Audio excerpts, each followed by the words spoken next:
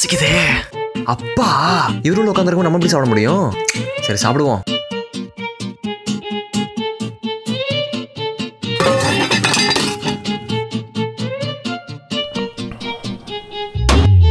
தம்பி எங்கேமா போயிட்டு இவ்வளோ நேரம் கழிச்சு வர? ஃப்ரெண்டு வீட்டுக்கு தான் போயிட்டு வந்தேன், வேற எங்கேயும் இல்லை. அப்பளம் வச்சுக்கப்பா. அப்பளம் மறந்துட்டேன், வச்சுக்கிறேன்ப்பா. காலேஜ் போல இன்னைக்கு ஞாயிற்றுக்கிழமைப்பா. ஓ சண்டே இல்லைனா மட்டும் மற்ற நாளாக போய் கிழிச்சிருவேன். சாப்பிடும் போது பேசக்கூடாது. சாப்பிடு. இந்த வருஷம் முடிச்சிருவியா? ஏன் இந்த வருஷம் கால் நேரத்தில் சாப்பிட்டு முடிச்சிருவேன். ஏய் நான் அரியர் கேட்குறேன், சோத்த கேட்கல. முடிச்சிருவோம்ப்பா, இந்த வருஷம் கண்டிப்பாக முடிச்சிருவேன். சரி சாப்பிடு. அப்புறம் எத்தனை அரியர் இருக்கு? ஒரு M1 M2 M3 7லேருந்து 8 இருக்குன்னு நினைக்கிறேன்ப்பா. எத்தனை அரியர் இருக்குன்னே தெரில. அந்த லட்சணத்தில் காலேஜ் போயிட்டு இருக்கேன். சரி சாப்பிடும் போது அப்புறம் டிகிரி வாங்கிருவியா? காலையில் சேர்த்து விட்ட மட்டும் உன் கடமை முடிஞ்சும் கிடையாது.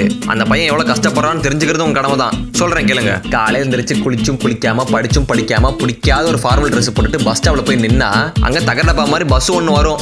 அந்த பஸ்ஸில் ஏறி ஒரு நேரம் கடை மசாஜ் பண்ணிட்டு காலேஜ் போய் இறங்கினா அங்கே வாட்ச்மேன் நம்மகிட்ட ரேஷன் கடை கொடு, ஐடி கார்டை கொடு, ஆதார் கார்டை கொடு, இருக்கிற எல்லா கார்டும் வாங்கி விடுவேன். அதெல்லாம் முடிச்சு கிளாஸில் போய் ஃபர்ஸ்ட் பீரியட் உட்காந்தா ஃபர்ஸ்ட் பீரியட் ஒரு test, second period lab test அப்படின்னு 9 பீரியட் 3 சப்ஜெக்ட் வச்சு இழுத்து மொக்கையை போட்டு சாவடிச்சிருவாங்க. இதெல்லாம் போக M3 பேப்பர்னு ஒன்று வரும். அந்த M3 பேப்பர்லாம் நல்லா படிச்சு பாஸ் ஆகலாம் எக்ஸாம் எழுதுனா யூனிவர்சிட்டி கரெக்ஷன் போவோம்.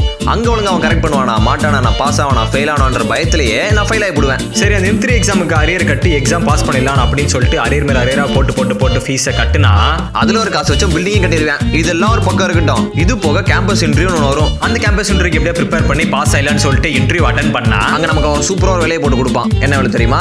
மிஷின் ஆப்ரேட்டர் வேலை, மிஷின் துடைக்கிற வேலை, மிஷின் கழுவுற வேலை அப்படிங்கிற வேலை. சரி பரவாயில்ல கர்மத்தை இந்த வேலையா பண்ணி தொலைவும் அப்படின்னு சொல்லிட்டு அந்த வேலைக்கு போனா புதுசா ரோபோட்ஸ் அப்படிங்கிற பேர்ல ஃபாரின்ல இருந்து இறக்குறானுங்க. அதுவே எல்லா வேலையும் பார்த்துக்குதான். அப்புறத்துக்கு நான் படிச்சு பாஸ் ஆகி வேலைக்கு போய் சம்பாரிச்சு இப்ப இந்த டைலாக்லாம் பேசி எனக்கு பசிக்க ஆரம்பிச்சு நான் சாப்பிட போறேன். நீ சொன்ன அத்தனையுமே தான் ஏத்துட்டு பிரேமும் பண்ணா. அவன் நல்லா படிக்கல, படிச்சு டிகிரி வாங்கல, இப்ப நல்லா இன்ஜினியரா இல்ல, அவங்க அம்மா அப்பா உட்கார வச்சு சோறு போடல. நீ என்ன பண்ண? இப்ப இது பதில சொல்றா பாப்போம்.